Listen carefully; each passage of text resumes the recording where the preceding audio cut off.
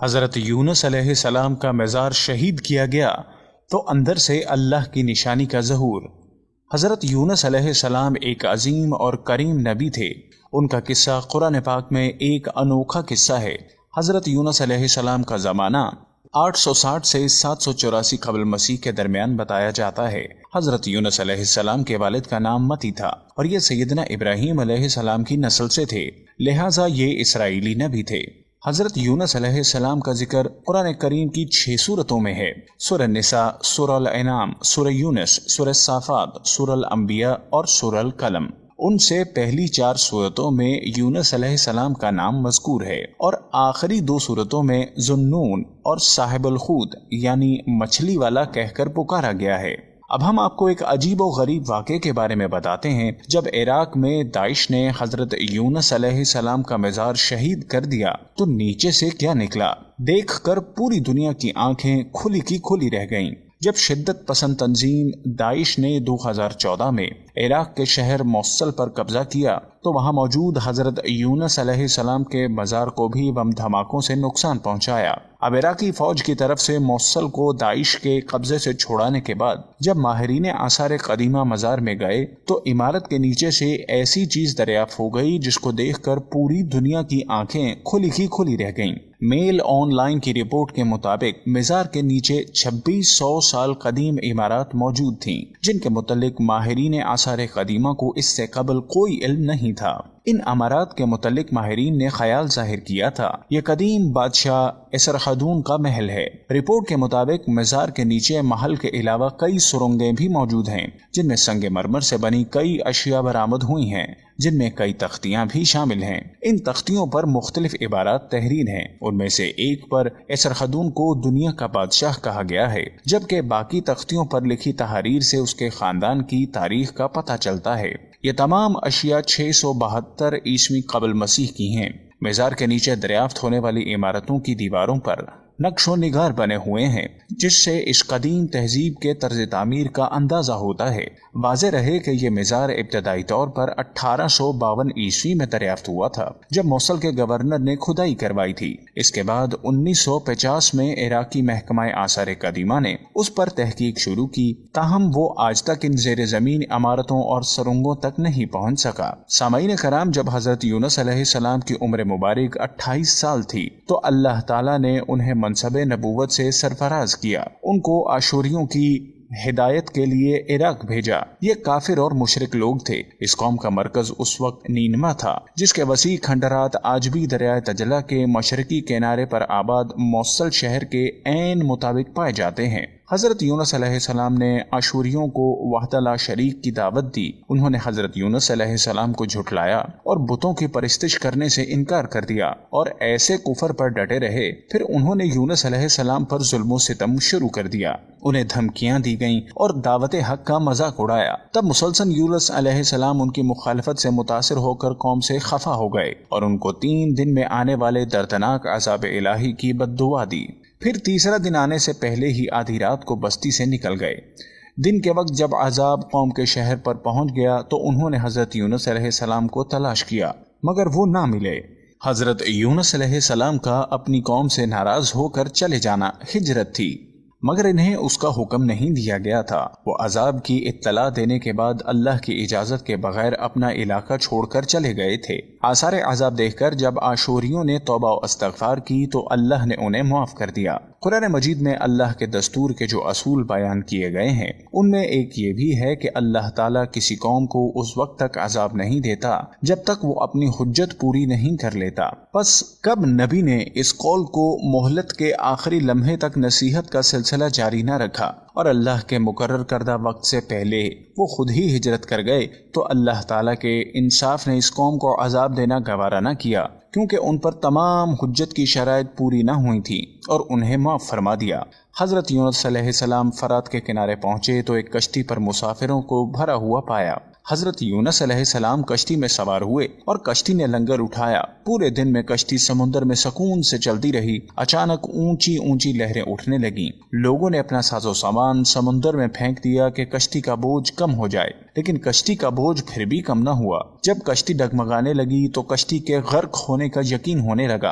अहले कश्ती ने अपने अकीदे के मुताबिक कहा, ऐसा मालूम होता है कश्ती में कोई गुलाम अपने आका से भागा हुआ है। जब तक उसको अपनी कश्ती से जुदा न किया जाएगा निजात मुश्किल है। यूनुस अलैहिस्सलाम ने सुना तो उनको तंबीह हुआ कि अल्लाह ताला को मेरा नैनवा से वही का इंतजार किए बगैर इस तरह चले जाना पसंद नहीं आया और ये मेरी आजमाइश के आसार हैं। ये सोचकर उन्होंने अहले कश्ती से फरमाया कि मैं वो गुलाम हूँ जो अपने आका से भागा हुआ हूँ, मुझे कश्ती से बाहर फेंक दो। मगर मुल्लाह और अहले कश्ती उनकी पाकबाजी से इस कदर मुतासिर थे कि उन्होंने ऐसा करने से इनकार कर दिया और आपस में यह तय किया कि कुरानंदाजी की जाए। चुनाचे 3 मरतबा कुरानंदाजी की गई और तीनों मरतबा कुरानंदाजी में हजरत यूनुस अलैहिस्सलाम का नाम निकला। तब मजबूर होकर उन्होंने हजरत यूनुस अलैहिस्सलाम को दरिया में डाल दिया या वो खुद दरिया में कूद गए। उस वक्त खुदा ताला ने मछली को हुक्म दिया, उन्हें निगल लो, ये तुम्हारी गिज़ा नहीं है, इसलिए उनके जिस्म पर कोई तकलीफ नहीं होनी चाहिए। मछली ने यूनुस अलैहिस्सलाम को अपने पेट में निगल लिया। यूनुस अलैहिस्सलाम ने जब मछली के पेट में खुद को जिंदा पाया तो बारगाह इलाही में अपनी निदामत का इजहार किया कि क्यों वो वही इलाही का इंतजार किए बगैर और अल्लाह से इजाजत लिए बगैर उम्मत से नाराज होकर नीनवा से निकल आए। हजरत यूनुस अलैहिस्सलाम ने मछली के पेट में अल्लाह को पुकारा। उन पर 3 अंधेरे इकट्ठे हो गए, रात का अंधेरा, मछली के पेट का अंधेरा, समुंदर का अंधेरा। अगर वो ये तस्बीह ना फरमाते तो कयामत तक मछली के पेट में रहते। आखिरकार वो अंधेरों में पुकार उठे, ला इलाहा इल्ला अंता सुब्हानका इन्नी कुन्तु मिनज़ ज़ालिमीन। इलाही तेरे सिवा कोई माबूद नहीं, तू यकता है, मैं तेरी पाकी बयान करता हूँ। बिलाशुबा मैं अपने नफ्स पर खुद ही जुल्म करने वाला हूँ। जो भी मुसलमान अपनी किसी हाजत में ये दुआ मांगेगा अल्लाह उसकी ये दुआ जरूर कबूल करेगा। ये कबूल दुआओं में से एक दुआ है। इब्ने हातिम में है कि हजूर सल्लल्लाहु अलैहि वसल्लम फरमाते हैं कि जब यूनुस अलैहिस्सलाम ने यह दुआ की तो ये कलिमात अर्श के गिर्द घूमने लगे। फरिश्ते कहने लगे, ये बहुत दूर दराज जगह से आवाज आ रही है, लेकिन कान इससे पहले इससे जरूर आशना है। आवाज बहुत ज़ईफ है। अल्लाह ताला ने हजरत यूनुस अलैहिस्सलाम की दर्द भरी आवाज को सुना तो फरमाया, क्या तुम इस आवाज को नहीं पहचानते? उन्होंने कहा, नहीं। फरमाया कि मेरे बंदे यूनुस की आवाज है। फरिश्तों ने कहा, वही यूनुस जिसके पाक अमल कबूल शुदा हर रोज तेरी तरफ चढ़ते थे और जिसकी दुआएं तेरे पास कबूल थीं। इलाही जैसे वो आराम के वक्त नेकियां करता था तो उसकी मुसीबत के वक्त उस पर रहम करे। तो उसी वक्त अल्लाह ताला ने मछली को हुक्म दिया कि वो आपको बगैर किसी तकलीफ के समुंदर के किनारे पर उगल दे।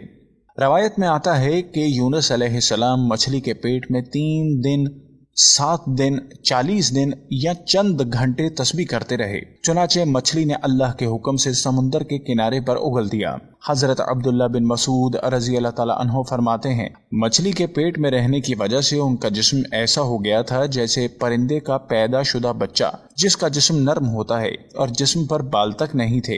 अर्ज यूनुस अलैहिस्सलाम बहुत नाहीफ और नातमा हालत में खुश्की पर डाल दिए गए। उसके बाद अल्लाह ताला ने साहिल पर एक बेलदार दरख्त उगाया। हजरत अबू हुरैरा रजी अल्लाह ताला अन्हो फरमाते हैं कि जब मछली ने यूनुस अलैहिस्सलाम को खुले मैदान में डाला तो अल्लाह ताला ने आप पर यक़तीन की बेल उगा दी। उनसे पूछा गया कि यक़तीन किसे कहते हैं? फरमाया, कद्दू के पौधे को। इसके अलावा अल्लाह ने उनके लिए एक जंगली बकरी भेज दी जो जमीन की घास और जड़ी बूटियां खाती थी और सुबह शाम आपको दूध पिलाती थी हत्ता कि आपकी तवानाई लौट आई। हजरत यूनुस अलैहिस्सलाम दरख्त के साए में झोंपड़ी बनाकर रहने लगे। चंद दिनों बाद ऐसा हुआ कि इस बेल की जड़ें अल्लाह ताला की तरफ से कपड़ा लग गया और उसने जड़ को काट दिया। जब बेल सूखने लगी तो यूनुस अलैहिस्सलाम को बहुत दुख हुआ। तब अल्लाह ताला ने वही के जरिए उनको मुखातिब किया और फरमाया, यूनुस तुम इस बेल के सूखने पर कितने रंज का इजहार कर रहे हो जो एक हकीर सी चीज है, मगर तुमने ये न सोचा कि निनवा की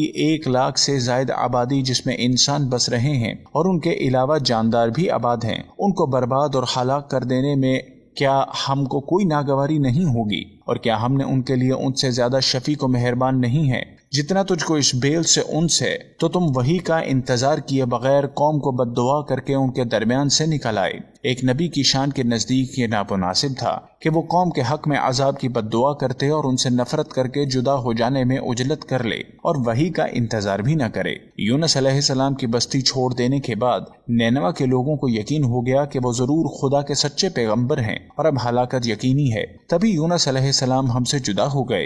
ये सोचकर फौरन बादशाह से लेकर रियाया तक सबके दिल खौफ और दहशत से कांप उठे और यूनुस अलैहिस्सलाम को तलाश करने लगे ताकि उनके हाथ पर इस्लाम की बैत करें, और साथ ही अल्लाह ताला से तौबा व इस्तग़फ़ार करने लगे और हर किस्म के गुनाहों से किनाराकश होकर आबादी से बाहर मैदान में निकल आए और बारगाहे इलाही में बुलंद आवाज से ये इकरार करते रहे, ए हमारे रब, यूनुस अलैहिस्सलाम जो तेरा पैगाम हमारे पास लेकर आए हैं, हम उसकी तस्दीक करते हैं और हम उस पर ईमान लाते हैं। आखिरकार अल्लाह ताला ने उनकी दुआ कबूल फरमाई और उनको अज़ाब इलाही से महफूज रखा।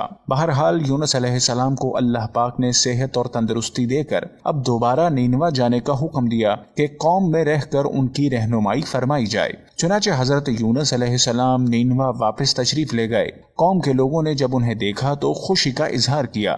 हजरत यूनुस अलैहिस्सलाम की जिंदगी नीनवा ही में गुजरी और वहीं उनका इंतकाल हुआ और वहीं उनकी कब्र थी जो नीनवा की तबाही के बाद नामालूम हो गई। इस किस्से में सबक ये है कि किसी भी हाल में अल्लाह की रहमत से मायूस नहीं होना चाहिए और ना ही हिदायत के मामले पर अपनी ज़ात पर भरोसा करना चाहिए। हिदायत तो बस अल्लाह ही की तरफ से है, आपके ज़िम्मे तो बस पैगाम हक पहुंचाना है। अगर आपको हमारी वीडियो पसंद आ रही है तो बराए मेहरबानी लाइक का बटन प्रेस करना हरगिज मत भूलिए। कमेंट्स के जरिए अपनी कीमती आराह जरूर दें। इसके बाद चैनल को सब्सक्राइब कीजिए और बेल के बटन को दबाना हरगिज मत भूलिए।